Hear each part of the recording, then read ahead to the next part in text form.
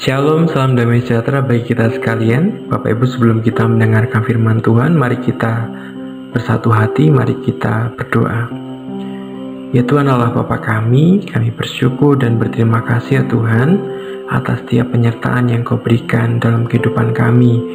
Kami menyerahkan kehidupan kami ke dalam tangan kuasa-Mu dan meminta tuntunan-Mu ya Tuhan, agar kami dapat menjalani hari-hari dalam kehidupan kami.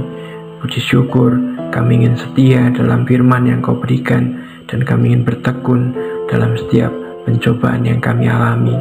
Terima kasih Tuhan, amin. Bapak Ibu dan Saudaraku yang terkasih, firman Tuhan pada hari ini terambil dari Ayub 19 ayat 23 sampai 27. Demikian firman Tuhan. Kiranya perkataanku ditulis, dicatat dalam kitab, terpahat dengan besi pengukir dan timah pada gunung batu untuk selama-lamanya. Tetapi aku tahu penebusku hidup, dan akhirnya ia akan bangkit di atas debu. Juga sudah kulit tubuhku sangat rusak, tanpa dagingku pun ya aku akan melihat Allah, yang aku sendiri akan melihat memihak kepadaku.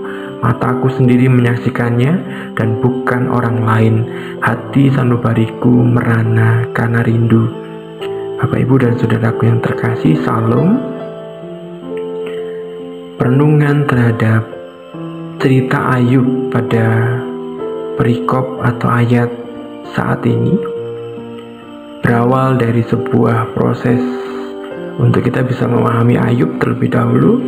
Ia adalah orang yang menderita karena kehilangan keluarga, orang yang dicintainya, juga kehilangan harta bendanya.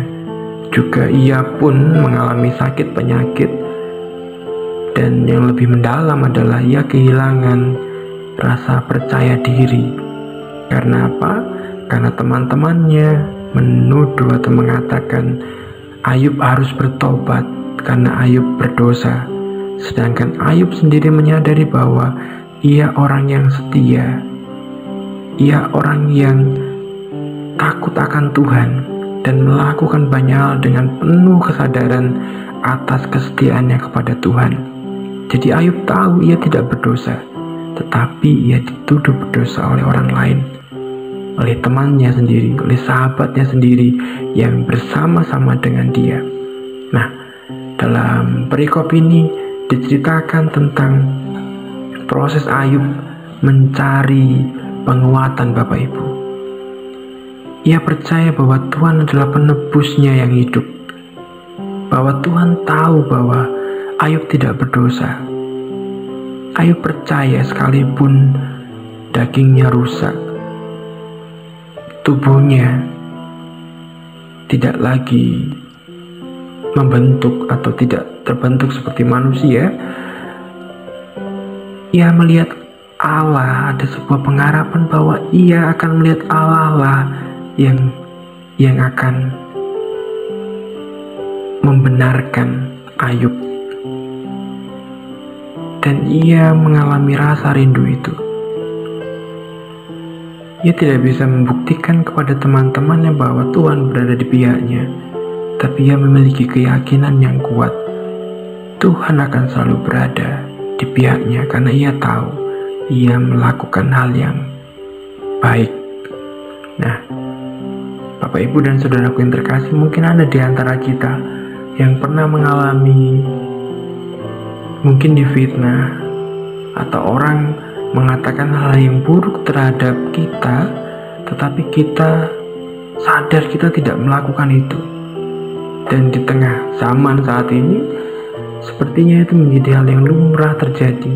Orang mengatakan sesuatu terhadap kita karena ukuran-ukuran tertentu, yang mengatakan kita salah, kita berdosa, kita melakukan sesuatu yang tidak benar, padahal belum tentu itu punya bukti atau hal-hal yang mengarah pada ukuran yang tepat untuk mengukur apa yang kita kerjakan. Tapi belajarlah kita dari Ayub yang terus-menerus bertahan dan percaya bahwa ia tahu Allah penebusnya yang hidup, penebus yang tahu bahwa Ayub tidak melakukan hal yang salah. Nah, Ini menjadi sikap contoh dalam kehidupan kita, Bapak Ibu. Ayub tidak berdoa untuk teman-temannya itu menderita, tidak. Ia tidak mendoakan orang lain yang mungkin memusuhinya atau sudah mengatakan hal yang salah terhadap dia. Tetapi sikap Ayub malah mulai melihat Allah. Nah, ini yang ingin saya ceritakan. Bahwa seringkali ketika ada hal-hal duniawi yang kita alami, kita melihat fokus pada orang yang mungkin menjelek-jelekkan kita, orang yang mungkin kita akan benci. Tapi jika belajar dari Ayub, ia tidak melakukan itu. Ia fokus kepada siapa? Pada Allah. Dia mencari Allah sebagai pembenaran atas dirinya. Ia mencari Allah yang juga membenarkan apa yang Ayub kerjakan dan mengimani bahwa Ayub sangat rindu pada Tuhan. Sanubarinya merana karena kerinduan itu. Jadi lihat, ada sebuah titik fokus yang diambil sebagai orang percaya. Orang percaya itu tidak fokus pada mencari kambing hitam atas setiap problem yang terjadi dalam hidupnya. Kambing hitam bisa berasal dari orang atau kesalahan-kesalahan tertentu atau apapun. Tidak mencari alasan untuk pembenaran atas dirinya, tapi ketika ia merasa ia benar, dia datang kepada Allah dan menyelesaikannya hanya kepada Allah dengan mengimani hanya Allah yang akan menjadi penebusnya. Mari kita belajar sikap ini. Ini sebuah sikap yang patut kita contoh.